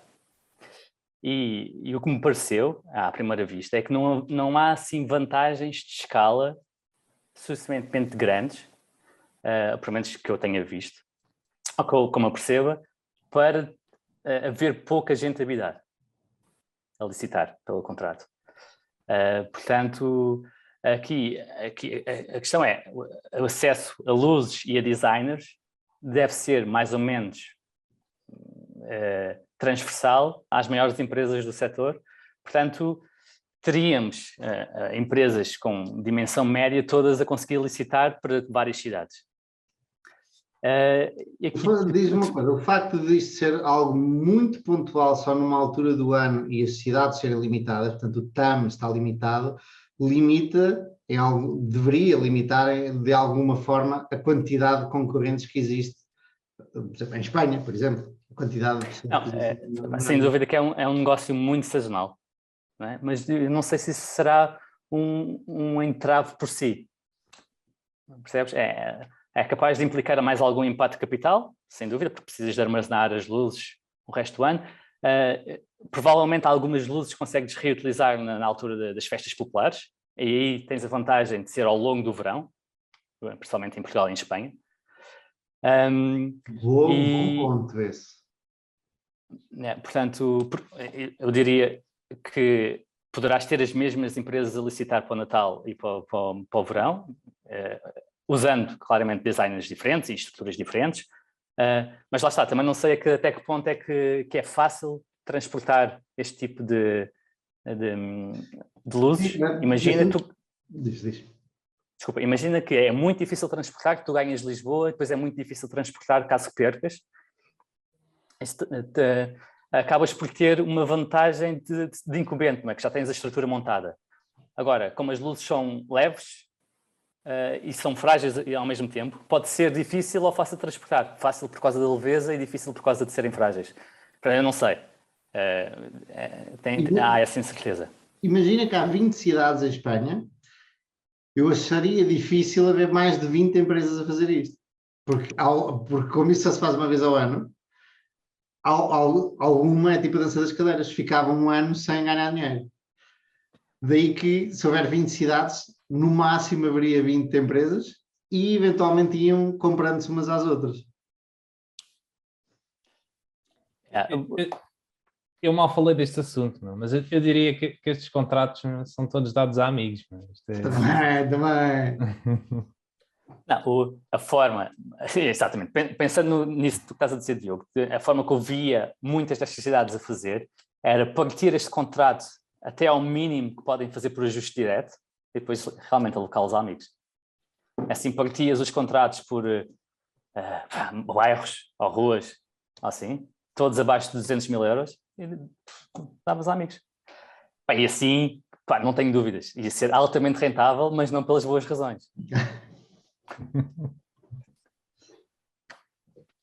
Muito curioso em saber como é que quais são as dinâmicas do mercado das luzes de Natal nas cidades. Bom, eu cheguei ao fim. Manda um mail ao Carlos Moedas, meu. Nenhum político te vai dizer como é que são realmente as dinâmicas. Há alguém que esteja no negócio e talvez seja mais indicado a dizer, não? São dinheiros públicos, meu. São obrigados a dizer, meu. Senão... Tá bem. Mas tu podes ir ver os ajustes diretos e podes ir ver também os concursos públicos. E depois todas as contas das empresas portuguesas são publicadas no registro oficial e custam 5 euros cada. Portanto, podes ir buscá-las e ver o quanto dinheiro é que elas estão a fazer. Em que página é que vais buscar os registros das empresas? Eu tenho isto aqui no... Não te preocupes, não precisas de ir agora. Depois podemos dizer no próximo podcast, se demorares muito. Senão eu posso simplesmente fazer aqui, Diogo, estás bom? Temos 4 minutos. Por exemplo, para consultar as contas anuais, tens o justiça.gov.pt. Ok, vamos a isso. E aqui precisas de informar sobre o NIF da empresa e depois precisas pagar a credencial, custa 5 euros, como eu disse há pouco, e depois consegues ter o acesso ao relatório de contas individual ou consolidado. Ok. Às vezes só consegues o individual, que é um bocado chato, porque não mostra a realidade consolidada da empresa, lá está. Pois, há montes de negócios que eu gostava de conhecer os números. Os leitões, por exemplo, ali na Bairrada, gostava de conhecer. O Portugal dos Pequenitos também gostava de conhecer, se bem que esse acho que não vamos conseguir porque está dentro de uma fundação. Há assim várias coisas que gostava de conhecer. A mim isto deu-me muito jeito quando decidi em 2014 investir em Toyota Caetano.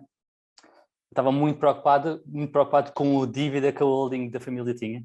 E, portanto, através disto, pagando os tais 5 euros e afins, consegui ver realmente quão endividada estava a família Caetano. E pronto, estava bastante endividada, mas não a um nível que me assustasse o suficiente. Meus senhores, chegámos ao fim da nossa conversa. Foi um prazer. E até à próxima. É um prazer. Tchau, tchau. Até à próxima. Até para a E um bom semana. fim de semana.